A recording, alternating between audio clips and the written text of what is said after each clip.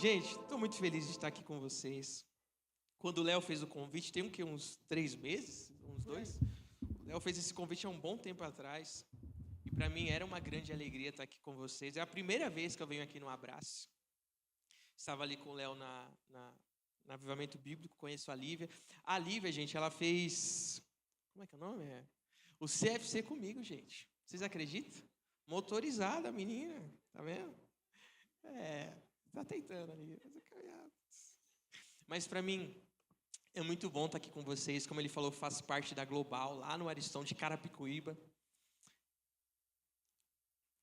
Fez um silêncio agora. Calma, gente. Osasco é pior. Não sei que vocês estão com essa cara. Eu posso falar da minha cidade, gente. Mas assim que eu soube do convite, eu fiquei feliz de estar aqui com vocês. Eu trago o abraço do meu pastor, dos jovens lá da igreja. Eles queriam estar aqui hoje também, mas tivemos outro compromisso lá em Santo André, então alguns foram para cá e a galerinha aqui também, e é muito bom ter eles aqui comigo. Mas hoje, assim que eu entrei aqui na igreja, ou melhor, assim que começou o louvor, eu até falei para a Bianca, é como se eu tivesse vindo a primeira vez na igreja, não na igreja aqui mesmo, mas eu não sei se vocês vão entender, é como se eu tivesse vindo a primeira vez em uma igreja. Fiquei com aquela sensação, sabe quando você vê que é tudo novo, assim, primeira vez que você tem um contato com louvor? Eu até fiquei orando sobre isso, tentando discernir. E o que eu senti do Espírito Santo é que à noite, aquilo que Deus separou para nós hoje, é como se Ele estivesse nos levando de volta a esse lugar de início. Não sei se vocês vão entender isso. É como se nessa noite o que o Espírito Santo quisesse fazer conosco é nos levar de volta ao lugar pela qual nós começamos. O Léo até falou sobre isso na oração. Você crê nisso? Que o Espírito Santo ele pode nos levar de volta a um lugar de intimidade. Que o Espírito Santo pode levar a gente de volta para um lugar de comunhão. E foi para isso que o Espírito Santo me direcionou. Eu queria ler com vocês, lá em João, no capítulo de número 15, foi o tema que me deram. João 15, verso de número 15 também. Eu tenho alguns minutinhos. Creio não me estender um pouco, mas que nesse tempo você possa me dar um pouquinho da sua atenção para aquilo que o Espírito Santo vai fazer. Semana passada, eu ministrava ali em Barueri, e eu disse uma coisa para eles. Todas as vezes que eu vou ministrar em algum lugar, Lívia, eu acho que eu sou a pessoa que eu fico mais empolgada quando eu vou. Porque eu sei que vocês têm um preparo para estar aqui, vocês ensaiam, vocês fazem banner, vocês fazem propósito, oração para que esse culto aconteça, né? Vocês se organizam. Mas eu tenho coragem de dizer que eu sou o que fico mais animado. Sabe por quê? Porque todas as vezes que Deus se mostra em um lugar, é sempre de uma forma diferente. Todas as vezes que Deus se revela, é sempre de uma forma diferente. Então, a minha expectativa é como Deus vai se revelar lá. Sabe, o que Deus vai fazer no Abrace? Qual é a parte de Deus que Ele vai se mostrar? E eu fico animado por isso, então eu fico, meu Deus, eu fico sempre atento assim para saber como Ele vai se revelar, como Ele vai se mostrar, o que Ele vai fazer. Então a minha oração, todas as vezes que eu vou ministrar em algum lugar, é Jesus, o que o Senhor quer fazer? Que eu fico empolgado. Sei você, eu estou empolgado para hoje, para o que Ele tem para fazer nessa noite. Vamos lá? João, capítulo 15. Vocês estão me ouvindo bem aí? Tá bom, eu fiquei aqui embaixo, mas tá bom. João, capítulo 15, versículo 15. O texto diz o seguinte: já não o chamo de servos. Tá aí certinho? A minha versão é a NVI. Então vou ler aqui com vocês. Ó. Já não o chamo de... Muito bem, tá muito bem vocês. Porque o servo não sabe o que faz o seu senhor. Em vez disso, eu os tenho chamado de... Foi de surpresa, né? Vou tentar de novo. Em vez disso, eu os tenho chamado de amigos. Porque tudo que eu ouvi do meu pai, olha só essa parte. Tudo que eu ouvi do meu pai, eu tornei conhecido a vocês. Se vocês lembram das pregações e vocês costumam anotar, lembre-se disso. Tornei conhecido a vocês. Uma coisa que eu tenho percebido na nossa geração em si, é o quanto nós somos ou melhor, temos uma imagem distorcida a respeito de Deus. E você vai entender por quê. Quem aqui cresceu na igreja? Tem alguém que nasceu na igreja aqui? Nasceu? Rapaz, nasceu também na igreja? No hospital? Não, aí não vale, né? Cresceu na igreja. Quem cresceu na igreja? Agora sim, agora foi melhor a formulação. A gente que cresceu na igreja, a gente viu muitas mudanças que foram acontecendo no passar do tempo dentro da instituição igreja. Mas, para aqueles que vieram de fora, eles tiveram uma imagem a respeito de Deus. Nós que crescemos na igreja, nós crescemos com uma imagem a respeito de Deus. Sim ou não? Vocês me ajudam a pregar. Sim ou não? Nós crescemos com uma imagem a respeito de Deus. Já as pessoas que estavam do lado de fora, elas têm uma outra imagem de Deus. E aí que está a questão. Como que as pessoas estão vendo Deus? É aqui que entra o ponto que eu quero falar. A maioria das pessoas que estão lá fora tem uma imagem distorcida a respeito de Deus. E o porquê disso não começa em Deus, mas começa em nós. Nós, principalmente hoje, vivemos uma geração, um tempo, onde temos buscado muito a aprovação das pessoas. Nós temos buscado muito sermos reconhecidos e aceitos pelas pessoas. Eu lembro que quando eu estudava na escola, você olhava, e ainda hoje, eu vou buscar minha irmã na escola, ainda hoje eu vejo isso. Tem um grupo daquelas pessoas mais do black, assim, que usa aquelas roupas mais góticas, né? Naquela época eram as pessoas góticas. Aí do outro lado tem um outro grupo, e um outro grupo. Aí você nunca pode ser a pessoa que não faz parte de nenhum grupo. Você precisa fazer parte de um grupo. Se você lembra da sua época de escola, você vai saber que você precisava fazer parte de algum grupo. Porque se você não fizesse parte de um grupo, você não era aceito, você não era ninguém. Então, há em nós uma necessidade de sermos aprovados. Isso faz sentido para você? De sermos reconhecidos. E isso é muito importante porque a forma como nós vemos o mundo é a forma como nós, a partir disso, vamos começar a enxergar Deus. Então, essa necessidade, essa busca de aprovação, essa busca de reconhecimento, essa busca de aceitação, vai moldar a nossa forma como nós queremos enxergar Deus. Sabe um exemplo bem fácil para você entender isso? As redes sociais. Quantos tem Instagram aqui? Levanta a mão aí. Quantos tem TikTok aqui? Ó, já diminuiu a quantidade. Quantos tem Facebook aqui? Olha, só os mais antigos aí. Eu uso o Facebook só para usar no Marketplace, gente. É só para isso. Toda vez que eu entro no Facebook, eu vejo uma pessoa que eu nunca mais vi na minha vida, eu tenho que excluir. Aquela pessoa que você conheceu, nosso Facebook é antigo, né? Meu Deus, já vou revelar minha idade aqui.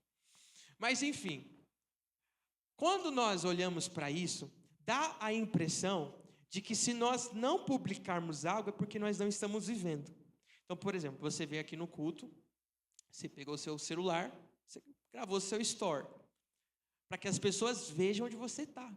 Se você vai num lugar muito chique, você vai tirar foto sim ou não? Se você vai no estádio do Palmeiras, você vai tirar foto? Se você vai no estádio do Corinthians, vai tirar foto? Vamos melhorar, então. Se você vai no estádio do São Paulo, tá vendo? Mudou, tá vendo? O pessoal aqui é cristão mesmo, né? É isso aí. Crente é assim. Então, se você vai nesse estádio, vamos lá, se você vai no estádio para ver o Brasil jogar. Gente, que decepção o Brasil essa semana. Que decepção. A gente achou que ia sair alguma coisa, saiu nada. Mas vamos orar, né? Vamos orar que Deus faz. Quem sabe o Hexa não vem aí. Vamos orar. Mas aí, se você vai no estádio ver a final da Copa do Mundo, Brasil está jogando contra a Alemanha, porque nós temos que ganhar contra a Alemanha de 7-1 ainda, na final da Copa do Mundo de 2026. Você vai postar foto, sim ou não? Por quê? Aí entra uma questão importante. Por que nós tiramos fotos? Por que nós publicamos as coisas? Porque a forma como nós vivemos hoje é a seguinte: se eu não tiro foto, eu não vivi. Se eu não postei, as pessoas não vão ver. Se as pessoas não verem, as pessoas vão saber que eu estou vivendo. Então, você percebe que a todo momento nós estamos buscando a aprovação das pessoas. A todo momento nós estamos buscando um reconhecimento. Gente, significa que é no total, é na raiz do problema? Não exatamente. Mas talvez um dos viés seja isso. Nós publicarmos, nós postarmos as coisas, às vezes não é para nós mesmos. Às vezes é para que as pessoas vejam. Por quê? Porque a todo momento nós estamos buscando aprovação e reconhecimento das pessoas. Uma coisa que eu aprendi é que todo excesso, fala assim comigo, todo excesso revela uma falta. Todo excesso revela uma falta.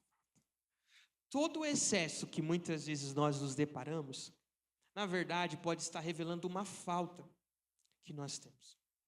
E aqui, eu entro no texto que nós lemos, o texto diz assim: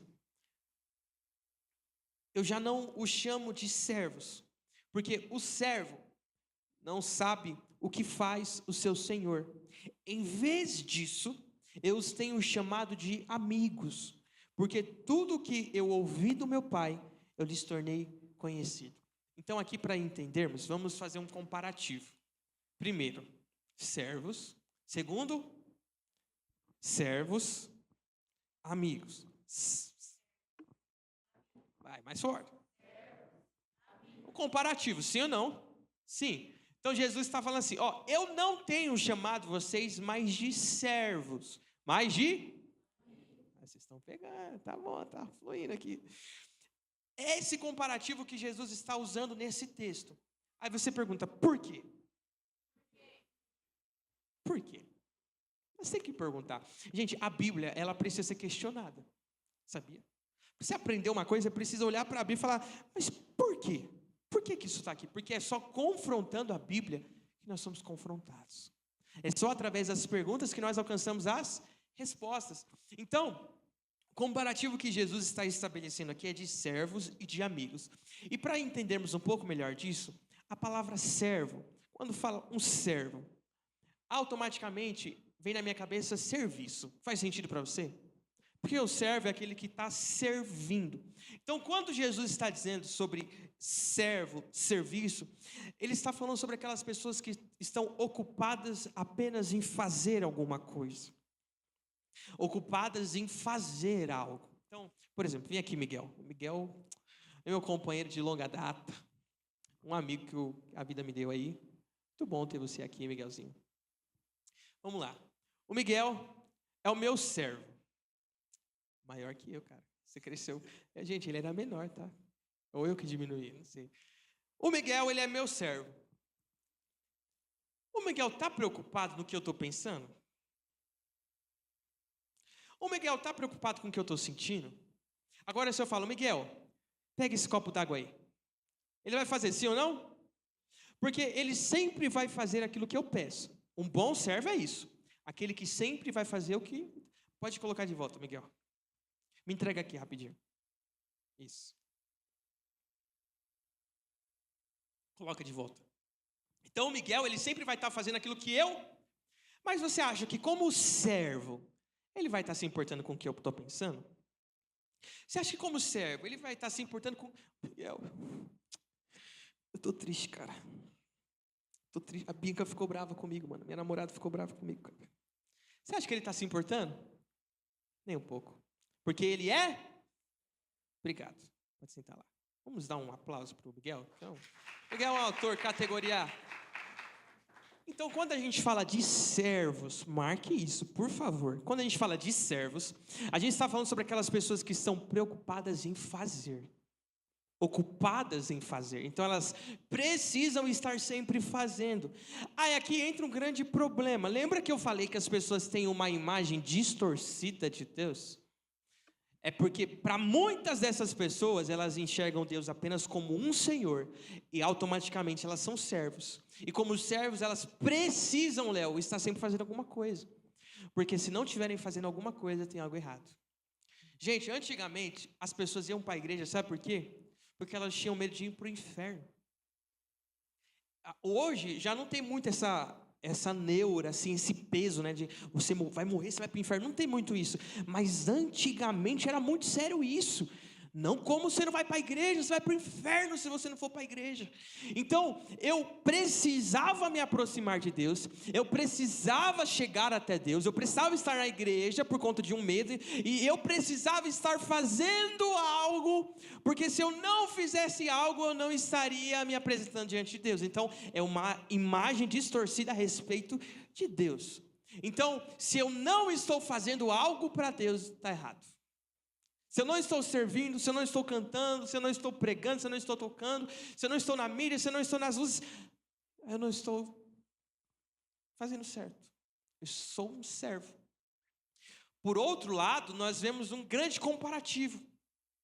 Amigos. E quando eu vejo essa palavra no texto, amigos, eu entendo ela como uma intimidade, como uma proximidade além. Por exemplo, a Rebeca é minha irmã, que está sentada aqui no meio. A intimidade que eu tenho com ela é muito diferente que eu tenho, como por exemplo, com o Rafa, que está ali atrás. Acertei, né? O Rafa, eu conheci ele quando ele foi lá na igreja, troquei umas conversas com ele. A intimidade que eu tenho com você é diferente com a que eu tenho com a Rebeca? Sim ou não? Sim. Por quê? Porque para sermos amigos requer tempo, sacrifício, requer vontade, requer eu querer. Então, quando Jesus está falando, olha, eu não tenho chamado mais vocês de servos, é porque ele está dizendo, eu não tenho chamado mais vocês daquelas pessoas que só querem fazer, que só estão preocupadas em fazer e fazer. Eu quero chamar vocês daquelas pessoas que eu estou próximo. Faz sentido para você? Vai ficar mais claro. Lucas, no capítulo 10, se você trouxe sua Bíblia, lá no versículo 38, a gente vai ver uma história muito interessante. A história de Marta e Maria. Capítulo de número 10, versículo 38, eu vou ler, vai dizer assim: caminhando Jesus e os seus discípulos chegaram a um povoado, onde certa mulher chamada Marta o recebeu em sua casa. Versículo 39. Maria, sua irmã, ficou sentada aos pés do Senhor, ouvindo a sua palavra. Porém, Marta estava ocupada com muito serviço. E aproximando-se dele, perguntou, olha só isso aqui, ó. Ela se aproximou de Jesus e perguntou: Senhor, o Senhor não se importa que a minha irmã tenha me deixado sozinha com o serviço? Diga para que ela me ajude. Porém, Jesus respondeu: Marta, Marta, você está preocupada e inquieta com muitas coisas. Todavia, apenas uma é necessária. E Maria escolheu a boa parte, que não lhe será tirada. Qual foi o primeiro comparativo que eu dei para vocês? Servos e amigos. Agora nós temos outro comparativo. Vamos comigo? Marta, Maria. Então, servos, Marta, pega isso aí na sua cabeça. Marca isso aí. Quando nós vamos olhar esse texto, todo mundo aqui já viu esse texto? Sim. Para ficar de forma mais clara, Jesus chega até a casa onde estavam Marta e Maria. Quem recebe ela é Marta. Marta recebeu Jesus. E aqui isso é interessante, porque a gente vê um pensamento negativo a respeito de Marta, só que é Marta que recebe Jesus. Mas mesmo Marta recebendo Jesus, não é Marta que dá atenção para Jesus. Porque nem sempre receber Jesus significa que a gente vai dar atenção para Ele. Meu Deus. Deixa eu seguir.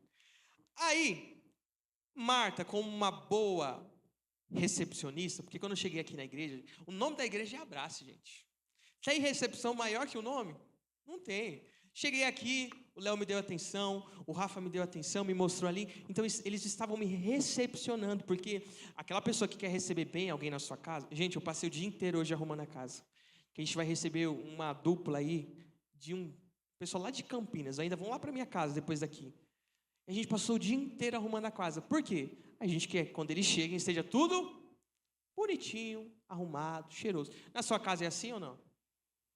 Tem que ser, gente. Quando vocês forem me receber, cadê o Léo? Quando forem receber você, Léo, tem que receber bem, né? Aí, beleza. Marta, preparando tudo, estava preparando o jantar ali. Só que aí Jesus, sabe o que Jesus estava fazendo? Estava ali sentado. Que eu sou o caminho. Ah, não, isso aqui. Miguel, vem aqui de novo, Miguel. Meu ator da noite. Cadê? Eu vou precisar agora do Miguel. Eu vou precisar de você. Vai ser bom você. Você vai ser Jesus, Miguel. Sente aqui. Você vai ser Maria, tá bom? A boa parte. Agora eu preciso de uma Marta. Não. Você vai dar vida? Olha. Eu preciso de uma Marta. Tem alguma Marta aí para se oferecer? Jogar aqui, ó. Pode vir, Marta. Pode vir, Marta. Então vamos imaginar esse cenário aqui, ó. Pode vir aqui, desse lado aqui, ó. Jesus está ali ensinando. Ensina aí, Jesus. Não, você vai ensinar para a galera. Eu ensinar? Forte, irmão. O que eu vou ensinar, meu Deus? Situação, hein, Leão? Na hora dá um branco, né? Aí Marta tá trabalhando lá na cozinha. Ela tá trabalhando, ela tá fazendo bolo, ela tá fazendo arroz, ela tá fazendo feijão, ela tá varrendo a casa. Ela é uma mulher trabalhadeira, gente, está trabalhando. Aí, do outro lado, nós temos Maria. Jesus está ensinando. E Maria está aqui, aprendendo. Olha só como é interessante isso. Daí, Marta vem desesperada e brava. Ó, Jesus, como assim? Que decepção. Por que você não fala nada? Minha irmã está aí, ó, sem fazer nada. Olha só, gente, é uma boa atriz, ó. Gente, que é isso? Aí Jesus fala assim, Marta, Marta. Marta, Marta. Se falasse desse jeito.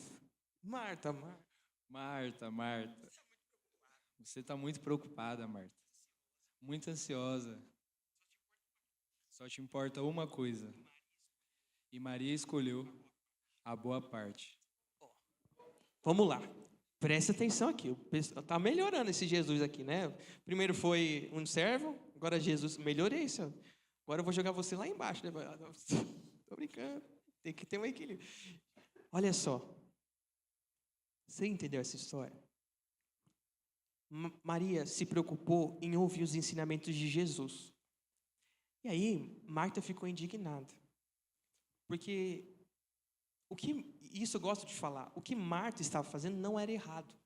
A palavra servir no texto é diaconia no grego, que significa serviço literalmente voluntário. É daí que deriva o diaconato, esses irmãos que servem durante um culto. Então, o que Marta estava fazendo era muito importante. Só que nem sempre algo importante significa que é para o momento. Você não entendeu, né? Nem sempre eu estar fazendo algo importante é o necessário. Às vezes o necessário é só o que Maria estava fazendo. Nada. Vocês gostam de não fazer nada, né? Todo mundo quer ser Maria agora. Enquanto Marta estava preocupada em fazer as coisas como uma serva, porque é como se ela estivesse de alguma forma buscando a aprovação e o reconhecimento de Jesus. Preciso receber o meu Jesus aqui, preciso deixar tudo bonitinho. Ela estava preocupada com isso. E foi o que Jesus falou, você está muito preocupada. Mas nesse momento, você só precisa discernir, que você só precisa escutar.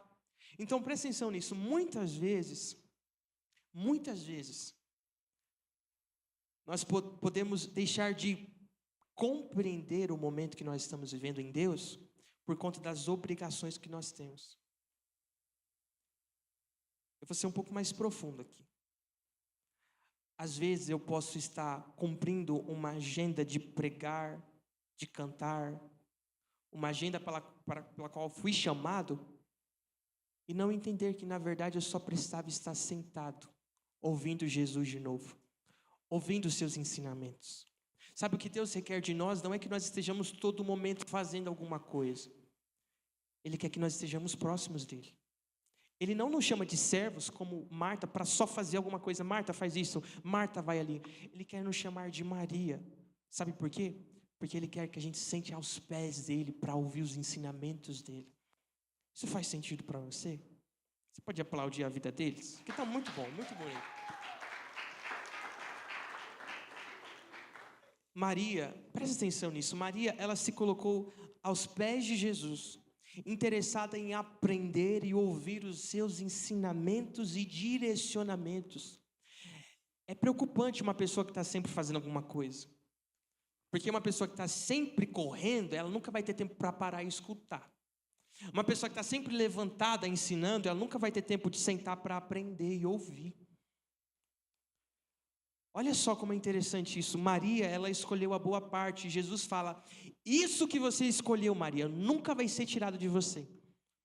E aqui isso é profundo. Sabe por quê? Porque intimidade ninguém pode tirar de você.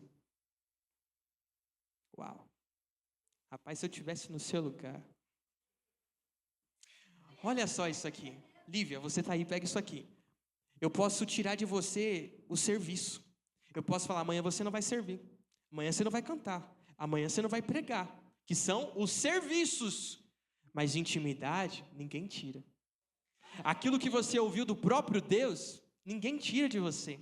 O tempo que você gasta com Ele, o tempo que você investe em Jesus, ninguém pode tirar isso de você. Os lugares que você vai acessar ou deixar de acessar, as pessoas podem te bloquear. As pessoas podem falar mal de você. As pessoas podem, às vezes, ficar pisando em você. Mas a intimidade que você gerou com Jesus, ninguém pode roubar isso de você. É por isso que ele fala, Marta, você está muito atarefada. Agora Maria escolheu a boa parte. Por quê? Porque o que ela escolheu, o tempo não pode tirar, as circunstâncias não podem tirar. O que Maria escolheu, a intimidade que ela decidiu para a sua vida, ninguém pode roubar. Uau! O nível que Deus quer que nós caminhemos com Ele é o nível que os homens não podem roubar da gente. Sabe, eu posso chegar em você e falar, Deus me disse isso, e você falar, eu não acho que é verdade. Se você acha que é verdade ou se você acha que não é, para mim não importa. Por quê? Porque eu ouvi dele. Sabe o que nós precisamos é pessoas que carreguem uma verdade, que não é mudada pela opinião dos outros. Porque aquelas pessoas que elas têm essa falta de serem, em todo momento, serem aprovadas, ela vai chegar e vai falar, eu sinto que Deus falou para mim que eu sou pregador. Aí a pessoa vai olhar para você e vai falar assim, você não tem cara de pregador. Aí você vai falar, eu não tenho mesmo. E vai viver sua vida assim, vai cantar. Mas aquelas pessoas que têm firmado a verdade nelas, elas vão falar, eu sinto que eu sou pregador, eu nasci para pregar. Aí a pessoa vai falar assim, eu não acho. Aí você fala, tanto faz, foi ele que me falou. Você entende a diferença? Não tem como alguém desmentir para você algo que o próprio Deus te falou. Querido, é por isso que nós falamos tanto sobre tempo de intimidade com Deus. É por isso que nós falamos tanto sobre oração, porque algo que foi revelado para você no secreto, no público, ninguém pode te desmentir. Algo que Deus te entregou no secreto, no público, ninguém vai poder ir contra, porque Deus te entregou no secreto, não foi no público. Sabe, o Léo me chamou aqui para pregar e não foi de agora. O Léo não falou, eu vou escolher o Leão para pregar. Oxe, gente, olha aqui, eu vou pregar hoje. Não, Deus me chamou, eu sei o que está sobre mim. Eu sei a unção que eu carrego. E não importa o que digam sobre mim, eu sei o que Deus me entregou. Sabe, eu me deparo com muitas situações de pessoas falando coisas sobre mim, coisas relacionadas a mim, mas eu sei o que Deus me entregou. Sabe o que eu quero dizer com isso? Você precisa ter clareza daquilo que Deus te revelou. Você precisa ter clareza do chamado que Deus te entregou. Você precisa ter clareza da identidade de filho que você carrega. E aí ninguém vai poder ir contra isso, porque é uma certeza que você tem dentro de você. Glória a Deus. Aleluia. Servo. Marta. Pegou? E é tão bom falar sobre isso. E há na Bíblia uma outra figura, um outro personagem, uma outra pessoa que, quando eu falo de intimidade, eu lembro, essa pessoa é Moisés. Moisés é muito conhecido como o grande profeta, o cara que recebeu os 10 mandamentos. Moisés é o cara que abriu o mar. Todo mundo lembra dessas histórias que nós aprendemos nas salas infantis de crianças, kids. Nós lembramos disso. Porém, há uma outra faceta, um outro lado da história de Moisés, que nós não falamos muito. A intimidade que Moisés tinha com Deus. Se você trouxe a sua Bíblia, Êxodo, no capítulo de número 3, vai nos contar uma história muito interessante. Versículo de número 7, eu vou ler, diz assim: Moisés costumava montar uma tenda do lado de fora do acampamento. Ele a chamava de tenda do encontro. Quem quisesse consultar o Senhor, ia até a tenda, fora do acampamento. Sempre que Moisés ia até lá, todo o povo se levantava, ficava em pé, à entrada das suas tendas, observando. As pessoas elas estavam observando até que ele entrasse na tenda. Olha o versículo 9. Assim que Moisés entrava, a coluna de nuvem descia e ficava à entrada da tenda. E enquanto o Senhor falava com Moisés. Quando o povo via a coluna de nuvem parada à entrada da tenda, todos prestavam adoração em pé, cada qual na entrada da sua própria tenda. Olha o versículo 11. O Senhor falava com Moisés face a face, como quem fala com seu amigo. Gente, esse texto é surpreendente. E aqui eu posso tirar várias lições. Moisés tinha um hábito, porque intimidade com Deus, ela é um hábito forjado pela disciplina. Intimidade com Deus é um hábito que eu tenho a partir da disciplina. Leão, como eu me torno mais íntimo de Deus? Orando. Como? Todos os dias. Mas você quer orar todos os dias? Quando eu entendo que eu preciso formar um hábito através da disciplina, aí as histórias mudam, aí a coisa muda. Então Moisés tinha um hábito. Ele todos os dias ia para uma tenda, e ele apelidou essa tenda de tenda do encontro. É a tenda de Moisés, a tenda que ele se encontrava com Deus. Só que sabe o que é interessante? Moisés era o único que tinha coragem de entrar nessa tenda. E aí quando ele ia em direção a essa tenda, o texto diz que as pessoas observavam. As pessoas saíam da tenda assim, porque todas as vezes que você se posiciona para ser mais íntimo de Deus, você vai atrair olhares. Só o Rafa pegou ali. Deixa eu ir.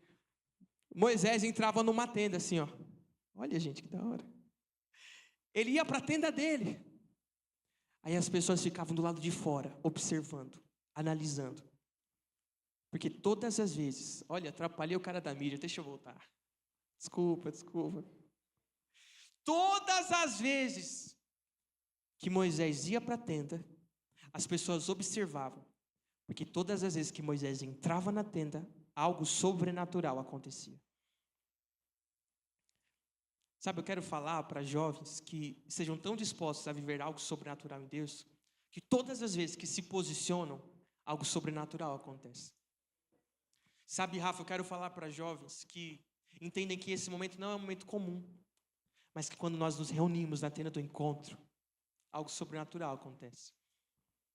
O texto diz que uma nuvem descia e cobria a tenda. Uau. As pessoas sabiam que tinha algo sobrenatural acontecendo ali, então elas começavam a adorar em pé mesmo. Aí o texto diz que Deus entrava nessa tenda e falava com Moisés, face a face, como quem fala com um amigo. Você percebe que é exatamente isso que acontece. Todas as vezes que nós escolhemos entrar no secreto, todas as vezes que nós decidimos fechar a nossa porta, fechar a janela, alguns colocar um pad, uma oração, um fundo musical, todas as vezes que nós decidimos fazer isso, é como a nuvem da presença de Deus descendo e Ele falando conosco, face a face, como quem fala com um amigo. A intimidade que Moisés possuía, ela era tão profunda, que no versículo 15, Moisés diz assim: então Moisés declarou, se não fores conosco, não nos envie. Uau! A convicção e intimidade que Moisés possuía com Deus era tão grande que ele falava assim: olha, Deus, se o Senhor não for comigo, eu não vou.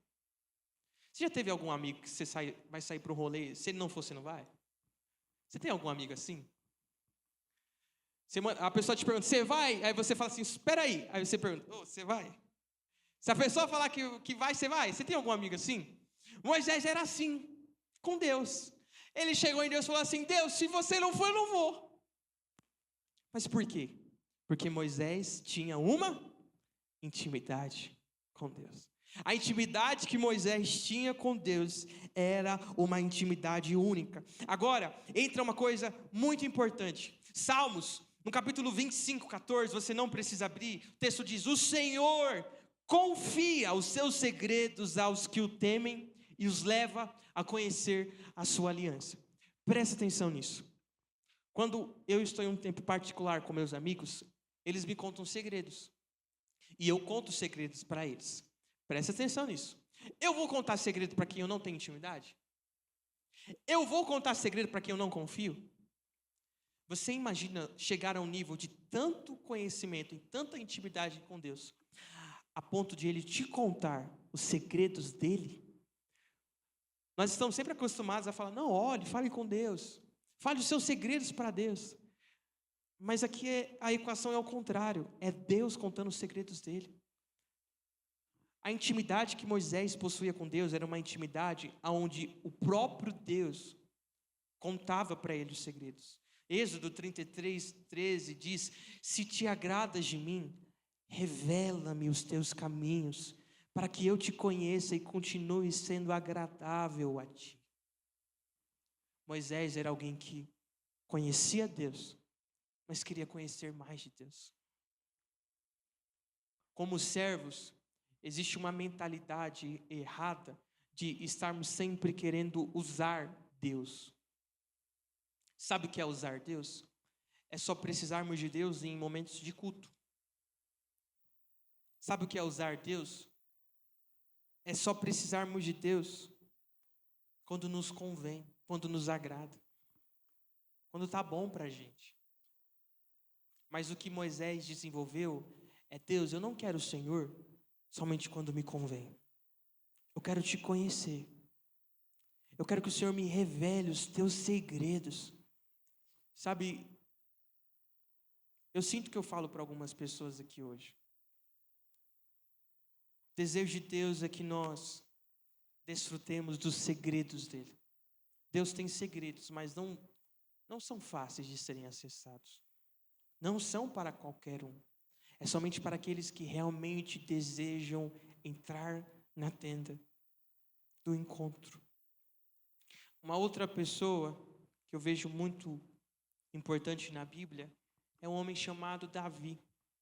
Atos vai dizer que ele era um homem segundo o coração de Deus. Davi foi um jovem que desde pequeno ele aprendeu a acessar essa intimidade. Desde pequeno ele aprendeu a acessar o secreto em Deus. Ele compôs muitas canções de intimidade. Salmos 27, 4, que talvez vocês conheçam, diz: uma coisa eu pedi ao Senhor e a buscarei, para que eu possa habitar na casa do Senhor todos os dias da minha vida, para contemplar a bondade do Senhor e buscar a sua orientação no seu templo.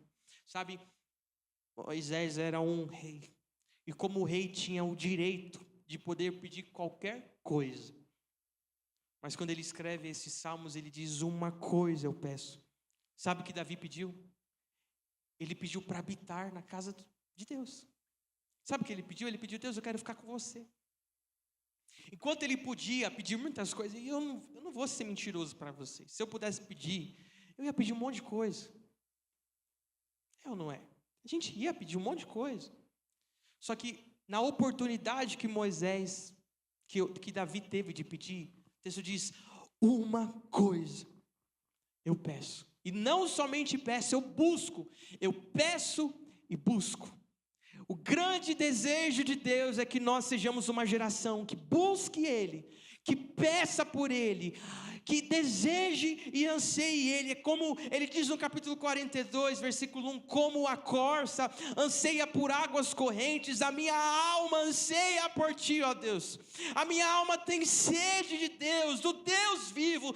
Quando poderei entrar para apresentar-me a Deus? Davi era alguém que amava a presença de Deus e ansiava estar em um tempo como esse. Ele seria o primeiro a chegar quando marcasse para estarmos nesse culto. Ele seria o último a sair, porque ele era alguém que entendia que a presença de Deus valia acima de todas as coisas. E quando teve a oportunidade de pedia uma coisa eu peço ao Senhor e eu busco que eu possa estar e habitar nesse lugar. Ele diz no capítulo 63, ó Deus, Tu és o meu Deus, eu Te busco intensamente, a minha alma tem sede de Ti, todo o meu ser anseia por Ti, como uma terra seca, exausta e sem água. Eu quero contemplar-Te no santuário e avistar o Teu poder e a Tua glória. O Teu amor é melhor do que a vida, por isso os meus lábios Te exultarão. Era esse Davi que desfrutava de uma intimidade profunda com Deus. Davi era alguém tão íntimo de Deus, que em Crônicas, em 1 Crônicas 17, ele deseja construir um templo para Deus, uma casa para Deus. Porque lembra que eu falei que quando nós acessamos a intimidade com Deus, Deus revela os segredos dele? Isso aqui é muito profundo. Todas as vezes que nós entramos na presença de Deus, nós começamos a partilhar dos sentimentos de Deus. É muito comum nós chegarmos na igreja e nós falarmos o que estamos sentindo, sim ou não? A gente começa a orar, Deus, eu estou tão triste, tão xoxo, tão capenga. Oh Deus, estou tão decepcionado. E vai, é daí para pior. É ou não é? Só que imagina chegar diante de Deus e ao invés de falar os seus sentimentos, Deus falar os sentimentos dele. E essa foi a indignação de Davi. Ele olhou para o templo que ele tinha, ou melhor, o palácio que ele tinha, todas as coisas que ornavam, tudo bonitinho, de ouro, de prata, e ele ficou inconformado. Ele falou assim, como que eu posso ter tudo isso para mim, habitar num palácio tão lindo como esse, e a arca de Deus estar numa simples tenda, numa simples casa? Sabe, foi no coração de Moisés, de Davi, que nasceu o projeto da construção do templo de Salomão. Foi no coração dele, a partir de uma inconformidade, porque todos aqueles que são amigos de Deus, eles vão se indignar com qualquer coisa que gere desprezo a Deus. Aqueles que são amigos de Deus, eles vão se inconformar com qualquer coisa que eles percebam que Deus não está sendo exaltado, que Deus não está sendo adorado. Então, eu vou entrar na minha casa, Deus precisa ser o centro aqui. Eu vou entrar na minha faculdade, na minha sala de aula, no meu trabalho, Deus precisa ser o centro aqui. Eu entro na igreja e a pessoa precisa se indignar, os amigos de Deus, eles se indignam. Como assim nós vamos começar esse culto sem a presença de Deus? Você sabia que tem um monte de culto acontecendo sem Deus? Sabia que é possível isso? Quantos cultos que acontecem sem a presença do Espírito Santo? Mas os amigos não. Os amigos são aqueles que dizem, se o Senhor não for, eu não vou não. Eu não começo esse culto se o Senhor não estiver aqui.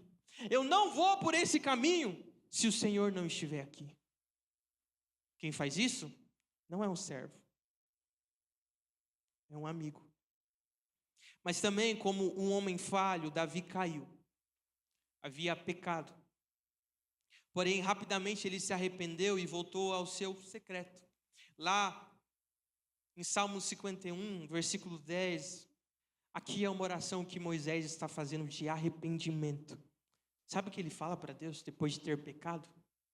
Ele diz assim, cria em mim um coração puro, ó Deus, e renova dentro de mim um espírito estável.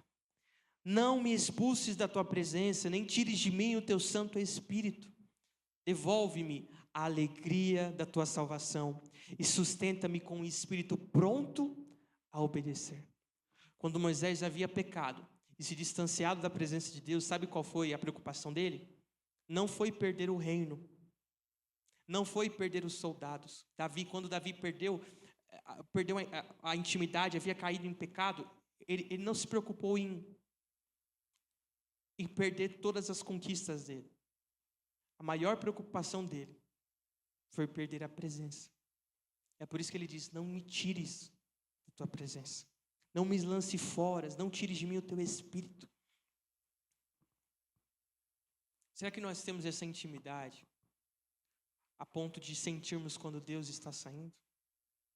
Será que nós temos a intimidade a ponto de sabermos que estamos longe dele?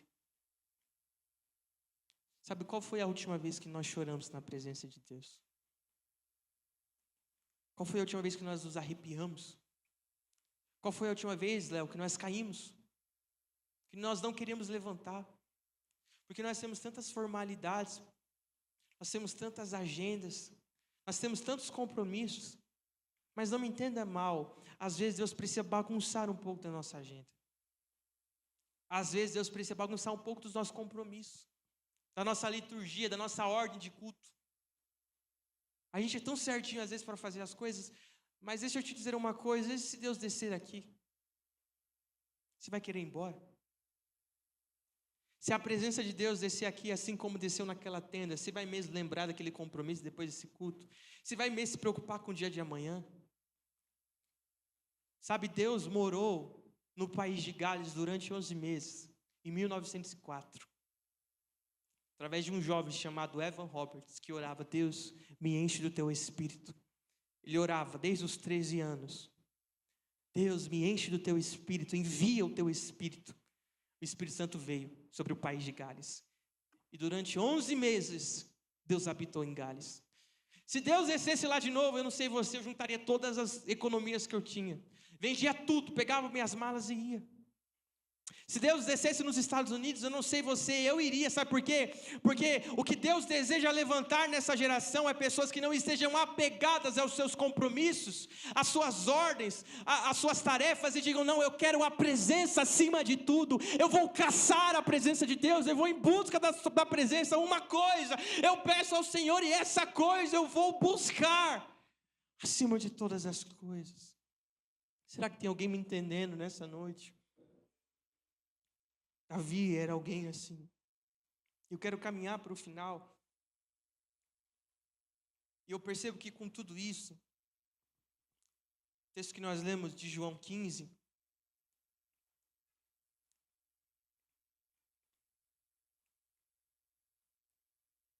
João capítulo 15, ele fala uma coisa só. Versículo do 1 ao 17, ele fala sobre a videira e os ramos. Porque o que ele quer nos ensinar não é fazer algo para alcançar Deus. Você percebe? Não é estar no serviço para conhecer Deus. A ordem que o texto estabelece é primeiro eu conhecer a Deus e fazer algo. Sabe por quê? Ele nos compara como ramos de uma videira. Primeiro eu preciso estar na videira. Primeiro eu preciso estar ligado à videira, para a partir disso eu dar frutos. Fica comigo aqui. Eu estou na videira e dou frutos. Não é primeiro dar frutos para depois me ligar na videira. Não é primeiro fazer algo para depois conhecer e estar em Deus. É primeiro estar em Deus para a partir disso dar frutos. Qual é o meu propósito? Primeiro, conhecê-lo. Qual é o segundo propósito? Torná-lo conhecido. E para isso, nós precisamos entender que sem Ele, nada nós podemos fazer. Sem Deus, você não pode fazer nada. Versículo 5, ele diz: eu sou a videira, vocês são os ramos. Se alguém permanecer em mim e eu nele, esse dará muito fruto, pois sem mim, vocês não podem fazer coisa alguma. Não existe culto da presença de Deus sem Deus. Não existe isso aqui dar certo sem Deus. Não existe vida cristã sem Deus. Você me entende?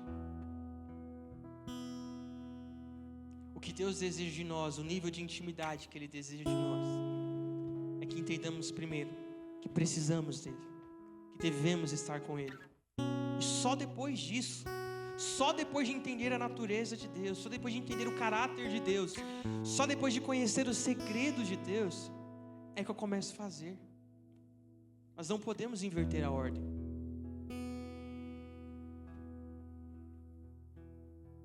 Conhecendo Ele, versículo 7 diz: se vocês permanecerem em mim, e as minhas palavras permanecerem em vocês, pedirão o que quiserem, e lhes será concedido.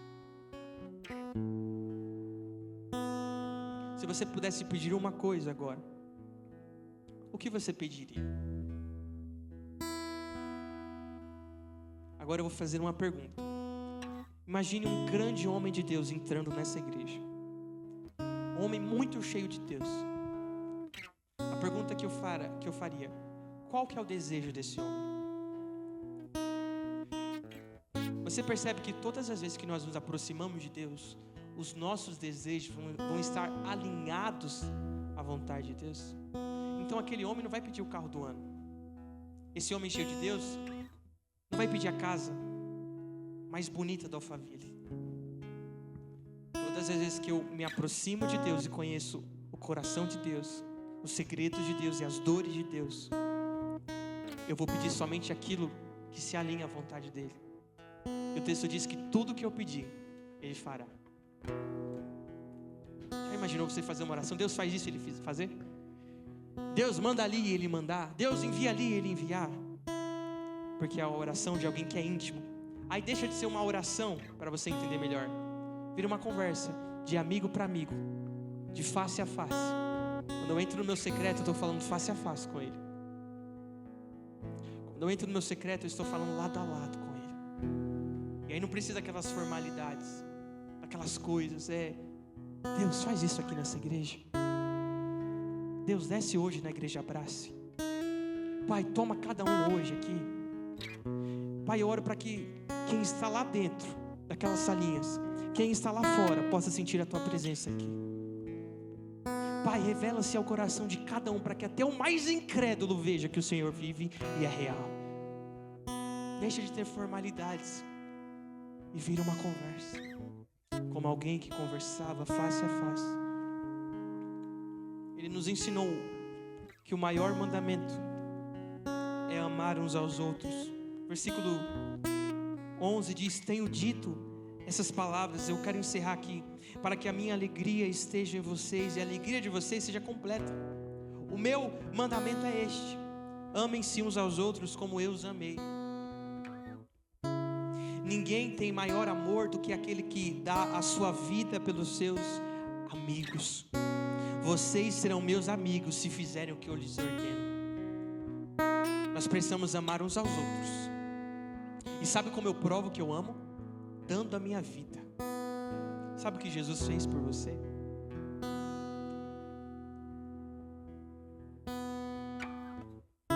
Só que sabe o que nós devemos fazer também? Se nós queremos ser chamados de amigos de Deus, e amigo é aquele que dá a sua vida, o que nós precisamos fazer? Dar a nossa vida.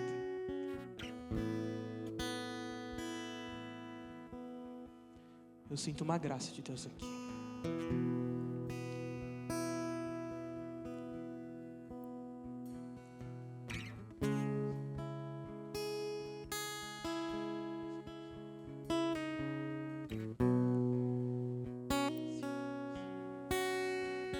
Nós não podemos fazer nada sem a presença de Deus. Eu quero contar uma rápida história de 2 jovens missionários.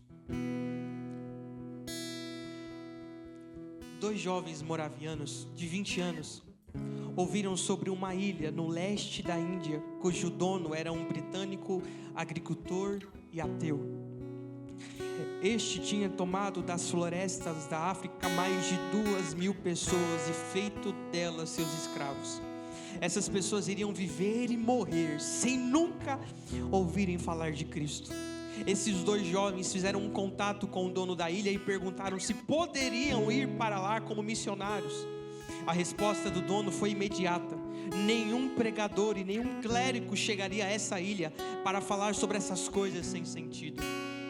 Então eles voltaram a orar e fizeram uma nova proposta. E se fôssemos a sua ilha como seus escravos para sempre?